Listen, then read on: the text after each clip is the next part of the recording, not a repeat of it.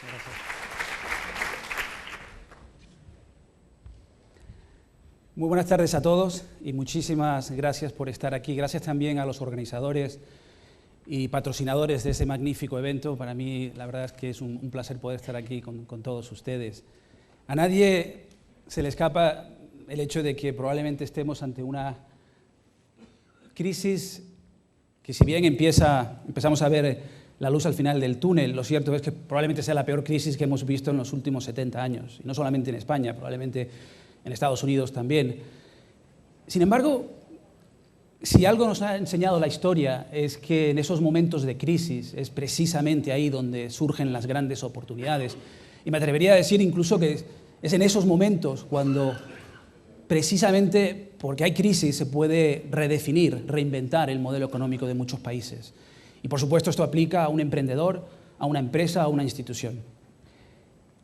A la hora de reflexionar sobre lo que significan esos momentos de grandes cambios en mitad de una crisis, pensé que habíamos estado aquí ya antes, que había un momento de inflexión, de oportunidad histórica, y pensé en lo que significó para Inglaterra la abolición de la esclavitud. Y probablemente estén pensando que qué tiene que ver un tema de carácter ético o moral incluso con un momento de desarrollo económico o de crisis económica. Pues me atrevería a decir que todo. De hecho, en ese momento, si mal no recuerdo el año, pero bueno, a finales del siglo XIX, en el Parlamento británico había un grupo de parlamentarios que decían que sería prácticamente suicidio económico el de forma voluntaria y proactiva acabar con lo que ellos pensaban que era su gran ventaja económica, la mano de obra gratis. Y había otro grupo de parlamentarios que decían que no, que en ese momento de crisis es cuando era incluso más importante aún ser éticos y actuar con congruencia, porque sólo así podrían volver a renacer como país. Al final, después de mucho debate, se tomó la decisión correcta, creo, se abolió la esclavitud. Fue sin lugar a dudas un momento importantísimo en la historia de Inglaterra y del mundo entero. Esta decisión de abolir la esclavitud y acabar con la mano de obra gratis obligó a los representantes del mundo académico, del mundo civil, de la empresa, a los emprendedores en particular, a tener que colaborar codo a codo para crear las condiciones propicias que permitiesen que la innovación y, por supuesto, el espíritu emprendedor pudiesen florecer, para buscar alternativas tecnológicas a la mano de obra. De ese momento y de esa decisión surge el nacimiento de la máquina de vapor, del transatlántico, y esto da pie y nacimiento a la revolución industrial, que hizo que Inglaterra se convirtiera en la mayor potencia económica del mundo entero. Creo francamente que estamos ante un momento de coyuntura histórica, de gran crisis, pero también de grandes oportunidades. Las tres ideas de mi presentación se basan, en primer lugar, en la innovación, y creo que no se puede hablar de espíritu emprendedor sin hablar de innovación. En la opinión del presidente Obama y de la administración americana actual, la clave para aumentar la competitividad tiene que ser aumentar los indicadores de innovación de los países, de las empresas, y eso, por supuesto, aplica también a las instituciones, tanto gubernamentales como privadas. Al fin y al cabo, es la innovación en el siglo XXI la clave, el principal motor de la competitividad y crecimiento económico.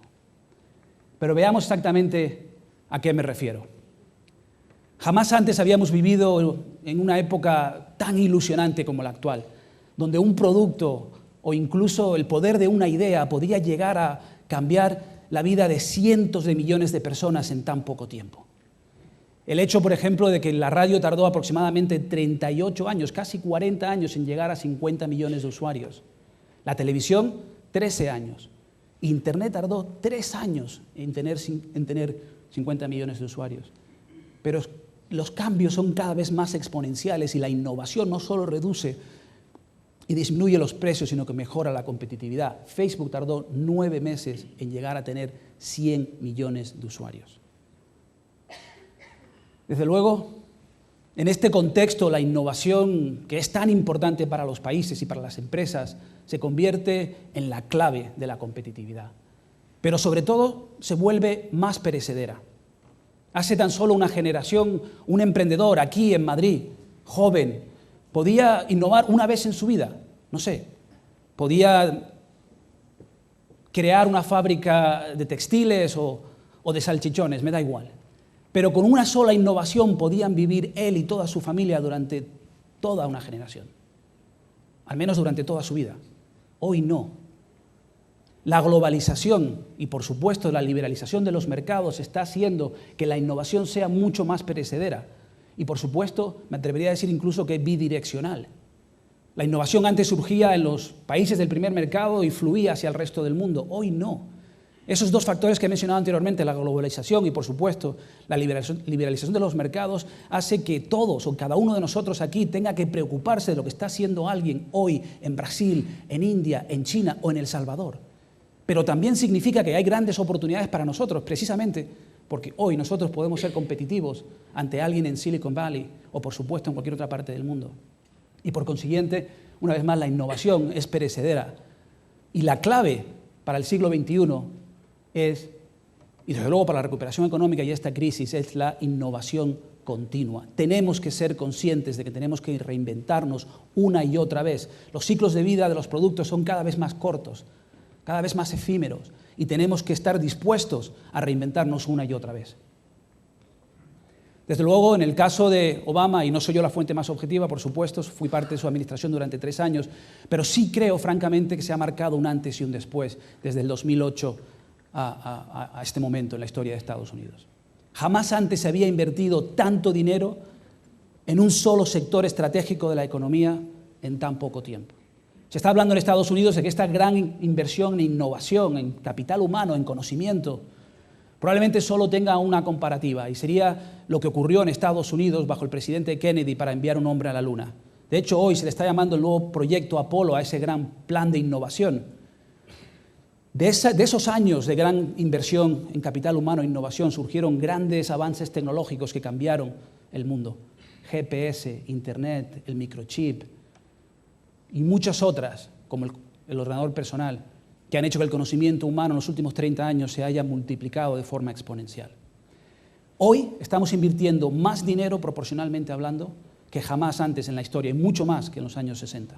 Por darles una idea, dentro del plan de estímulo económico de Obama, se invirtieron más de 100.000 millones de dólares en programas de innovación, capital y desarrollo humano. Creo que esta frase lo resume de una manera bastante elocuente. Los Estados Unidos lideraron la economía mundial en el siglo XX porque eran líderes en innovación. Hoy la competencia es más intensa, el reto es más difícil, y es por eso que el país que lidere la carrera de la innovación en el siglo XXI liderará también la economía mundial. Y se lo han tomado muy en serio. Cuando digo la carrera, me refiero a una verdadera carrera. Veamos qué están haciendo las 10 economías más importantes del mundo, apostando por la innovación. Estados Unidos invierte más en I+D+I que las siguientes 3 economías juntas. De hecho, Estados Unidos es responsable de casi el 38% de toda la inversión en I+D+I de las 10 primeras economías del mundo. ¿Pero qué significa innovación? Todos, de manera intuitiva, pensamos en la innovación, por un lado, en eso, invertir en sectores de vanguardia, de futuro, inventarnos cosas que no existen y que puedan cambiar el mundo. Y por supuesto que tiene mucho que ver con eso. Pero la gran oportunidad, y particularmente en un momento de recuperación económica, tiene todo que ver con la innovación desde otro punto de vista. Y quizás más sencillo, más de oportunidad. Y es buscar formas de hacer lo que veníamos haciendo de la misma forma, de una manera más eficiente, más competitiva, más barata o simplemente mejor. Por supuesto, innovación es nanotecnología, energías alternativas, el sector aeroespacial y muchos otros. Pero hablemos de la innovación desde el punto de vista del día a día. Yo cuando pienso en la innovación pienso, por ejemplo, en la rueda. La rueda lleva con nosotros, con el hombre, miles de años. Sin embargo, no fue hasta hace aproximadamente 30 años que a alguien se le ocurrió la brillante idea de ponerle ruedas a las maletas. Yo recuerdo, tengo 42 años, recuerdo ir por los aeropuertos arrastrando la maleta el otro día. Eso es innovar. Innovar muchas veces significa simplemente reconsiderar los procesos, buscar maneras de ser más eficaz y eficiente. Eso puede significar una empresa de construcción que sabe poner ladrillos, que decide que va a reinventarse, innovando y transformarse en una empresa de desarrollo de infraestructuras avanzadas como vemos en esa fotografía. O puede significar el electricista de toda la vida que ante el momento de crisis sabe que hay sectores de crecimiento y sectores de oportunidad y por consiguiente tiene que convertirse en una empresa de redes, de instalación de redes inalámbricas de banda ancha. O el señor que tiene una farmacia, una botica y decide que va a reinventarse convirtiéndose en una fábrica de biofarmacéutica.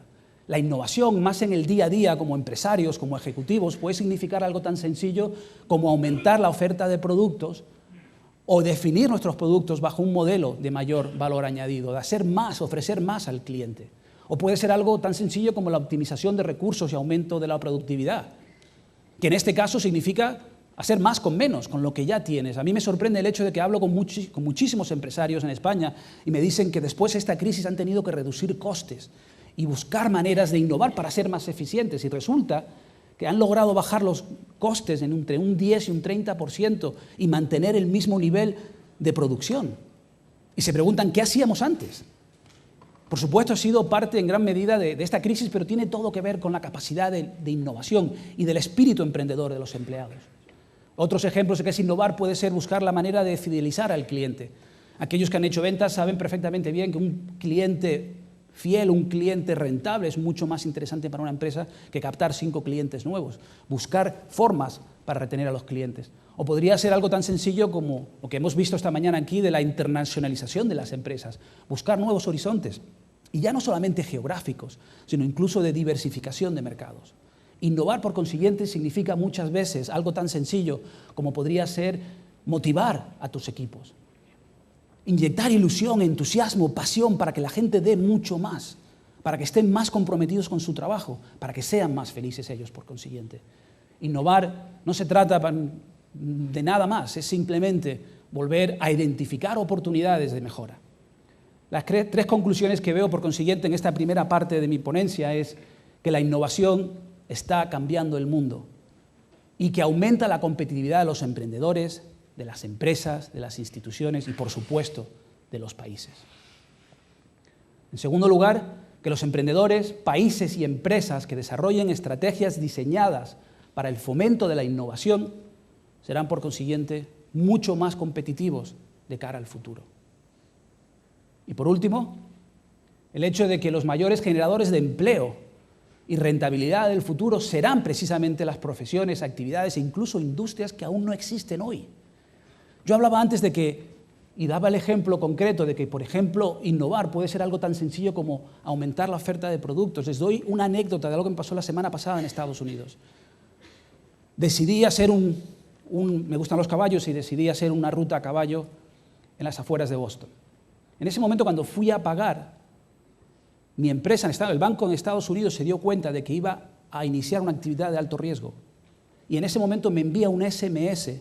Por supuesto, había analizado mi perfil de riesgo, mi edad, el hecho de que soy padre de familia, etcétera, etcétera, y me manda una póliza de seguro apretando OK, la contrataba por $5. Me di cuenta de que me estaban vendiendo un producto que ni yo sabía que necesitaba. Y se trata de eso, de innovar, de utilizar la información que tienes a tu disposición para pensar y buscar soluciones más allá de lo tradicional. Pero volvamos a la idea principal de estas 2 o 3 conclusiones, mejor dicho, de la innovación. Por consiguiente, son los emprendedores los que tienen esa capacidad de ilusión. La segunda de mis ideas viene a fortalecer la primera. Si quieres mejorar la competitividad, tienes, por consiguiente, que mejorar los indicadores de innovación. Y desde la administración de Obama, y creo que están, en ese caso, totalmente en lo cierto, creemos que la forma más efectiva de mejorar los indicadores de innovación es crear las condiciones para que los emprendedores puedan asumir riesgo y generar empleo, generar actividad económica, pero por supuesto centrarnos en el emprendedor. Es la forma más efectiva para aumentar la tasa de innovación y es crear esas condiciones, ese entorno favorable. ¿Pero a qué me refiero exactamente? ¿Por qué el emprendedor? ¿Por qué no centrarnos en tecnología? ¿Por qué no centrarnos en financiación? ¿Por qué no centrarnos en otras características? ¿Por qué no centrarnos en ayudar a las empresas y no a los emprendedores? Creemos que al fin y al cabo es el emprendedor la clave. Solo el emprendedor es lo suficientemente loco como para creerse que puede desarrollar un proyecto de la nada. Alguien comentó de un folio en blanco y crear una empresa, crear una oportunidad y convertir incluso esa oportunidad en un sector, una industria nueva, reinventarse por completo. Son los emprendedores los que impulsan la capacidad de innovación de un país. Son ellos los que reúnen los recursos necesarios, de ser capaces de ir a una universidad y convencer a un profesor para que le ceda una patente de una tecnología que aún no existe, pero que él sabe que puede venir a cambiar el mundo.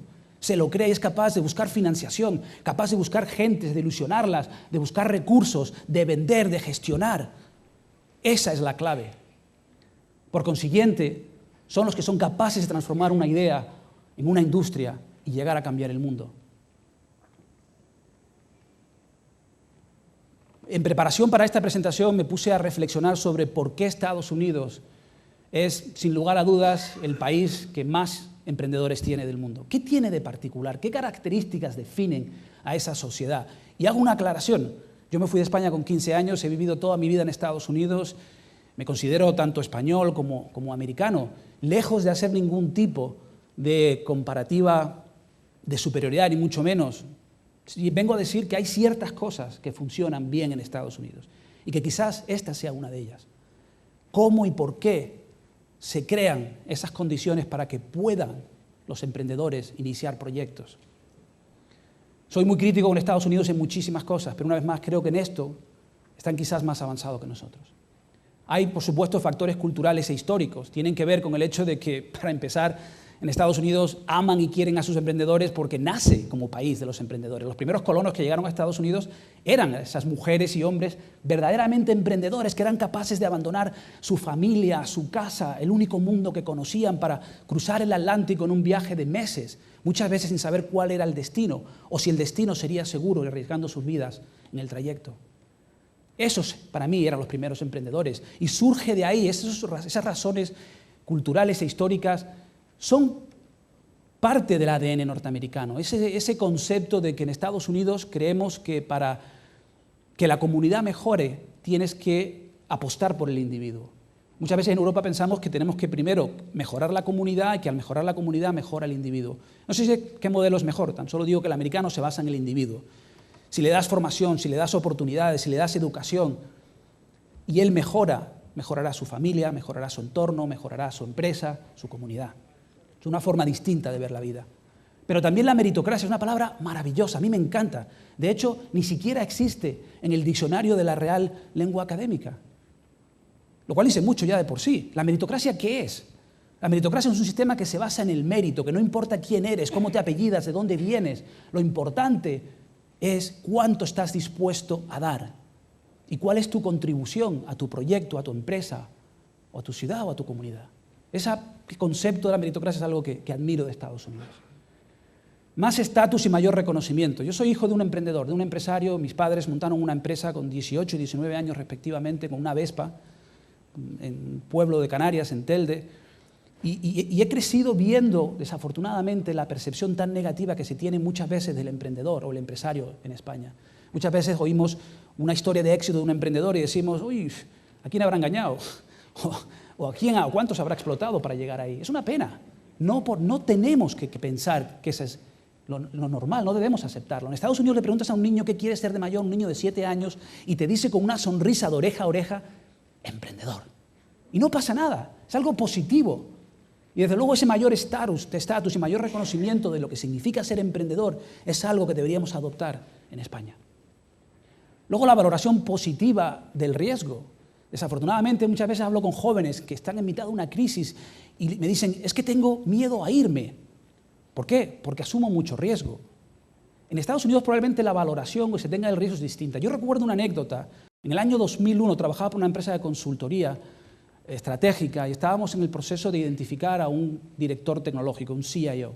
Habían 3 candidatos. Uno tenía 42 años, había trabajado para varias multinacionales como director tecnológico, otro tenía 50 años, había trabajado para varios bancos, empresas y gobiernos, y había un chico de 27 años, y nos sorprendió, puesto que el comité de selección solo vimos a los 3 candidatos finales, que hubiese un chico de 27 años con unos pantalones vaqueros, después del boom, del crash tan grande que hubo después del boom tecnológico, y al final nos sorprendió tanto que un compañero le preguntó a este chico: hay dos candidatos que creemos que son muy superiores a ti, ¿por qué deberíamos contratarte a ti? Este chico nos miró con una mirada intensa, se levantó de la silla, nos miró fijamente y nos dijo: tengo 27 años. En los últimos 7 años me he arruinado 4 veces, he montado 6 empresas. Créanme que he aprendido muchísimo en ese trayecto. Y todos esos errores que he cometido los ha pagado alguien más, yo en este caso, y no los volveré a cometer en su empresa. Si buscan a alguien valiente, con ilusión, que quiera apostársela todos los días por ser mejor y mejorar esta empresa, ese soy yo. Lo contratamos. La percepción, yo no lo podía creer. La percepción del riesgo es otra, para bien o para mal. No hay millonario en Estados Unidos que no se haya arruinado 4 o 5 veces antes de llegar a la cúspide de su carrera profesional. Y muchas veces tenemos un miedo en España a fracasar, al qué dirán, qué va a ser de mí.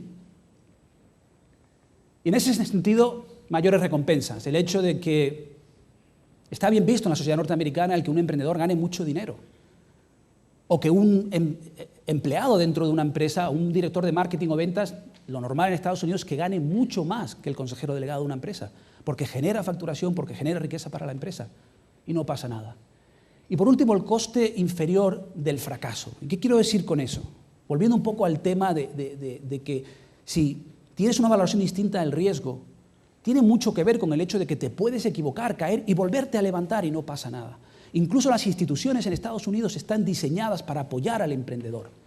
Por ley federal, cualquier emprendedor, empresario que se arruine después de 7 años, todos los bancos, instituciones gubernamentales, públicas o privadas, tienen que hacer borrón y cuenta nueva con su historial crediticio.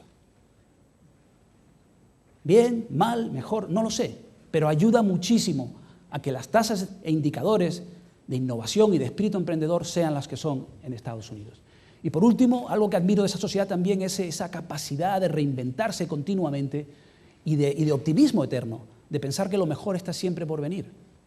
Y para mí eso fue una gran diferencia entre la crisis en Estados Unidos, que fue devastadora, y aquí en España. Cuando le preguntabas a un emprendedor, te decía: estoy pasándolo muy mal, pero sé que lo mejor está por venir. Veamos un poco la situación en España. No vengo a darles malas noticias, vengo simplemente a enseñarles una fotografía de lo que está, en mi opinión, mal y lo que podríamos hacer para cambiarlo. Según el barómetro de la Universidad Complutense de Madrid, el año pasado, el Consejo Social de la Universidad Complutense de Madrid, en una encuesta que hizo a nivel nacional, solo el 8% de los estudiantes universitarios, solo el 8% quiere ser empresario. En Estados Unidos esa cifra es el 70% de los estudiantes universitarios quieren ser empresarios. Solo el 41% se plantea la posibilidad de trabajar en la empresa privada. No empresario, trabajar en una empresa, para un banco, para una institución. Solo el 41%. Eso significa que casi el 60% de los jóvenes universitarios, el 60% quiere trabajar en una ONG, en el sector público, en el sector académico, sector no privado. Y el 30% quiere ser funcionario. Tenemos que elegir, ¿queremos todos ser funcionarios o queremos todos ser empresarios? O buscar un equilibrio, pero desde luego esa fotografía no muestra un panorama equilibrado en cuanto a lo que son las oportunidades en España. Por consiguiente, creo francamente que es una oportunidad magnífica de pensar seriamente sobre cómo cambiamos y creamos una cultura distinta en los colegios, en los institutos e incluso en las universidades, de crear una cultura innovadora, donde se permita asumir riesgo y, desde luego, por consiguiente, fomentar y desarrollar e incluso acelerar el espíritu emprendedor de los jóvenes. Esta fotografía para mí lo dice todo. Como español me siento enormemente orgulloso de que España sea una gran potencia mundial en el fútbol. Campeón de Europa, campeón de España, los mejores futbolistas hoy en día, sin lugar a dudas, son españoles. ¿Por qué? Pues probablemente porque un niño a los 2 o 3 años ya empieza a dar una patada al balón y cuando tiene la edad escolar lo mandamos al colegio, Antes de entrar, están jugando con sus amigos echando un partido de fútbol. Y en el recreo se unen todos y vuelven a jugar al fútbol. Y cuando salen del colegio, mientras esperan el autobús, vuelven a jugar al fútbol. Por la tarde sus padres lo llevarán a las clases de fútbol. Les iría fenomenalmente bien. Y luego a la liga de juveniles, alevines, infantiles, etcétera, etcétera, etcétera. Pero es que el fin de semana llega y él y sus primos, cuando se reúnen todos alrededor de la casa de la abuela, van a jugar al fútbol también. Y su padre probablemente lo lleva a ver un partido del Atlético de Madrid, el Real Madrid, el Barcelona, y sus estrellas y su capacidad de inspiración viene muchas veces de los futbolistas, lo cual está bien, no lo critico. Pero ¿qué pasaría, francamente, si esa misma cultura se implantara a los jóvenes desde un punto de vista empresarial? Esto que ven aquí es una fotografía de 2 niñas de 8 y 9 años en una feria de los jóvenes emprendedores en Nueva York el año pasado, donde se invitaba a los jóvenes a presentar proyectos empresariales. Y estas chicas habían desarrollado una empresa de cosméticos ecológicos para niñas. Probablemente cuando apuestas por ese tipo de planteamiento surgirán las grandes cadenas de franquicias, de cosméticos de cara al futuro. Yo les voy a dar una anécdota, un ejemplo que tiene todo que ver, para mí por lo menos, con esa idiosincrasia que tienen los emprendedores. El año pasado, en verano, fui a una boda en Charleston, en Carolina del Norte, en Estados Unidos. El día antes de la boda decidí ir a visitar a un amigo que no veía desde la universidad. Un chico que tiene 36 años, multimillonario, se ha hecho rico, reinventado 4 veces, tiene todo tipo de empresas. Cuando llegué a su casa, vivía una enorme mansión en uno de los barrios más exclusivos de esa ciudad, y este señor tiene una casa en lo alto de la colina. Y abajo, cuando bajabas la colina, junto a la carretera, que fue donde llegué al coche, veo a 2 niñas de aproximadamente 11, 12 años cada una. Y tenían, muy americano, una mesita con unas limones, con una jarra de limonada y un cartelito que decía limonada $1.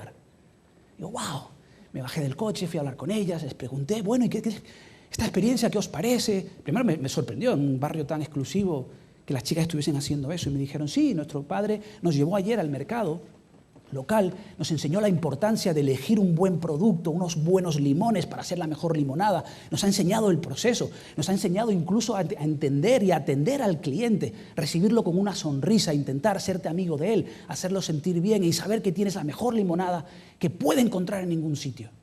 Y dije, wow, esta chica sí que ha aprendido muchísimo. En ese momento baja Michael, que viene a recibirme, y le digo, ojo, Michael, eres, como decimos, él es la pera, tío. Por supuesto que eres un emprendedor, que estás inculcándole a tus hijas el ser emprendedoras.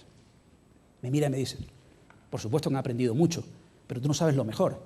Y es que por cada limonada les cobro 10 céntimos por el copyright, que la idea es mía. Nos podemos reír, pero tiene mucho que ver el enseñarle valores, la importancia de las ideas, de la innovación, de ser emprendedor. Me temo que si hubiese ocurrido en España, lo primero que hubiese pasado es que hubiese venido el policía municipal de turno a pedirle la certificación de sanidad a esas señoritas porque están vendiendo limonadas y sin un permiso de ventas. Pero es que probablemente, culturalmente, el vecino pasaría con su mujer y le diría, joder, esto te lo está pasando fatal, tienen a las niñas trabajando, pobrecitas. No se trata de eso. Se trata de inculcar valores que nos definan como sociedad, como lo que verdaderamente somos en el siglo XXI. Tenemos que ser una sociedad competitiva y no pedir perdón por ello. La primera de las ideas, el siglo XXI, el futuro, es la innovación para los países. La competitividad y la innovación son sinónimos, no podemos concebir una cosa sin la otra. Y en segundo lugar, si queremos verdaderamente fomentar y aumentar los indicadores de innovación y de espíritu emprendedor, tenemos que apostar por el emprendedor. Esa es la clave. Y por último, la tercera idea es que sí, hay gente que piensa que no hay rol, que no hay papel para el gobierno o los gobiernos estatales, municipales o incluso nacionales en el desarrollo del espíritu emprendedor o los indicadores de innovación. Yo no pienso así. Yo sí creo que es un reto, por supuesto, encontrar esa justa medida, ese equilibrio entre lo que debe hacer y ser el sector público y qué debe ser y hacer el sector privado. Quizás en ese afán, que en algunos sitios se ha conseguido, ese afán de encontrar ese equilibrio donde puedas apoyar y empujar y soportar al cliente, al emprendedor, sin pasarte, sin llegar a ser una sociedad quizás demasiado intrusionista o demasiado regulada incluso. Esa es la clave y el verdadero reto de cara al futuro. Un profesor de la Universidad de Harvard me explicaba el concepto de lo que para ellos era ese equilibrio, y lo entendí con una analogía futbolística. Me dijo, el gobierno debe sentar las bases para que los emprendedores puedan asumir riesgo y se desarrolle la innovación. Pero no es apostar por una empresa, es apostar por el emprendedor. Y no me quedaba bien claro, al menos a mí, la diferencia de por qué el emprendedor y no la empresa. Y me lo explicó de la siguiente manera. Al final, el papel del gobierno, si quieres mejorar en los índices o el nivel de deporte, el nivel deportivo en tu país, lo que debes hacer es apostar seriamente por infraestructura, edificar estadios, fomentar la educación física, crear oportunidades para los jóvenes, por supuesto, darles el reconocimiento social que se merecen los deportistas. Pero al final no puedes jamás apostar por una empresa ni tampoco por un equipo. Se trata de hacer todo lo posible para que ese jugador sea lo mejor que pueda ser.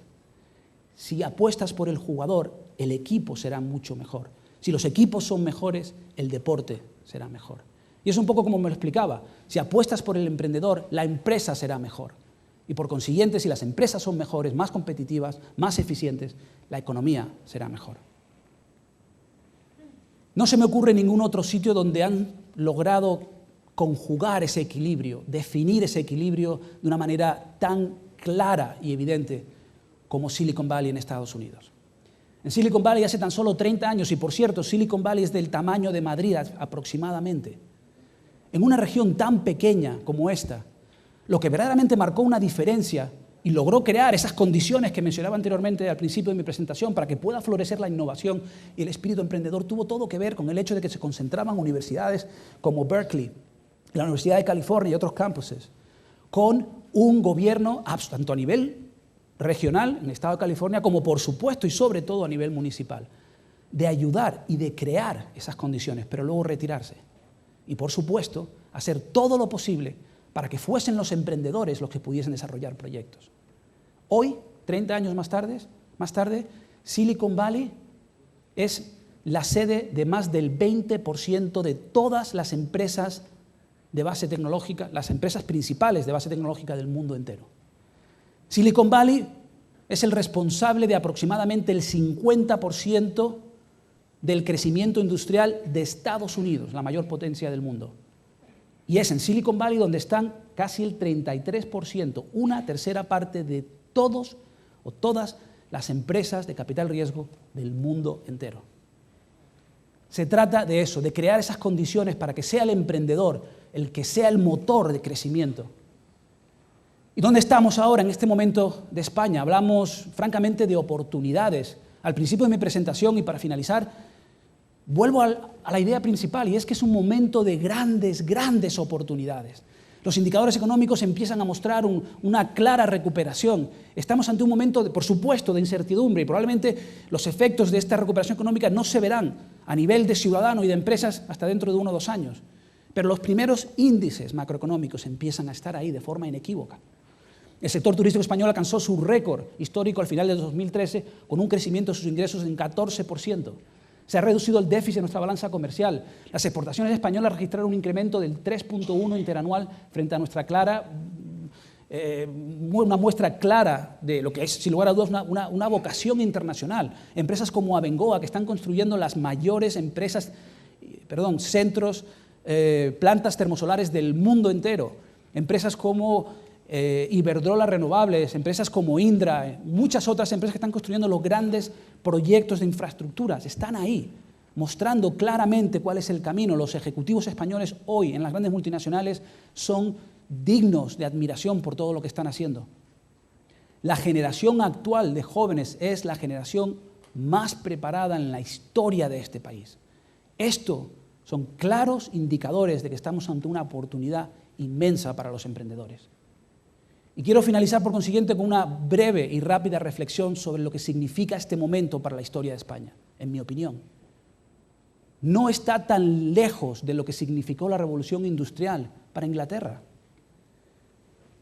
La antigua sociedad, o la antigua Grecia, tenía 2 palabras para definir el concepto del tiempo. La primera palabra que conocemos todos es cronos, el tiempo lineal que se puede medir, el que conocemos en nuestra cultura occidental. un mes, un año, un minuto que puedes medir. Pero luego hacían referencia a un concepto muy interesante a la hora de definir el tiempo, y era kairos o kiros. El momento kairos para los griegos era el momento de la oportunidad, cuando algo ocurre, todo cambia y nada volverá a ser igual. Un grupo de jóvenes se unen en las plazas de Kiev, crean y dan pie a una revolución social, todo cambia en ese país y ya nada será igual. Una persona, una joven que ha estado trabajando toda su vida, estudiando, preparándose, adquiriendo experiencia para dar ese salto y ser su propia jefa, su propio jefe de su destino y montar una empresa. Ese momento de gran oportunidad es lo que ellos llamaban el momento kairos. Para mí, hoy, aquí en Madrid, en España, no es para nada la pregunta con la que os quiero dejar, no es si estamos o no ante un momento kairos. Lo estamos. La pregunta es si seremos capaces o no de entender que solo apostando por el emprendedor lograremos, por consiguiente, mejorar nuestros indicadores de innovación y, por consiguiente, de competitividad, y de que estamos ante una oportunidad de apostar por el emprendedor, porque es apostar por el desarrollo económico, pero también por una sociedad mucho más competitiva y mucho más justa. Muchas gracias.